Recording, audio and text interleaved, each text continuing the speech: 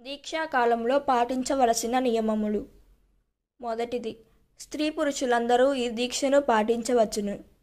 రెండవది, దీక్షకు గుర్తుగా నీలిరంగు దుస్తులు, తెల్ల దుస్తులు ధరించుట. మూడవది, జపమాలను ధరించుట. నాలుగవది, ప్రతిరోజు దివ్య పూజలో పాల్గొనుట. పూజలో పాల్గొనే అవకాశము లేనివారు ప్రార్థనలో గడపవలెను.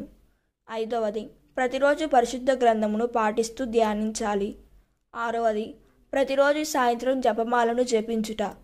ఏడవది, 10 ఆజ్ఞలను తిరుసభ కట్టడాలను ప్రతిరోజు పాటిస్తూ ధ్యానిస్తూ ఆచరణలో పెట్టుట.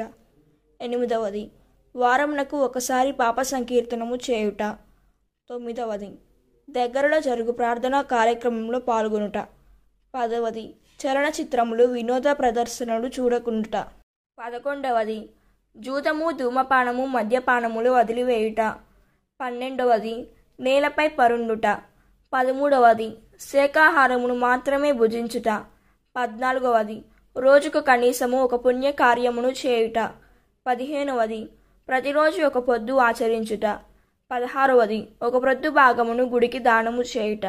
17వది, దీక్ష స్వీకరించిన సభ్యులు దేవునికి స్తోత్రములు అంటూ అభివాదము చేయుట.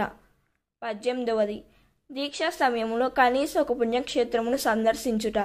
19వది, దీక్ష విరమించే రోజు మనలో ఉన్న దుర్గుణాలను శాశ్వతంగా కనీసం ఒకదానిని విడనాడదనని ప్రతిజ్ఞ చేయుట. ఆమెన్.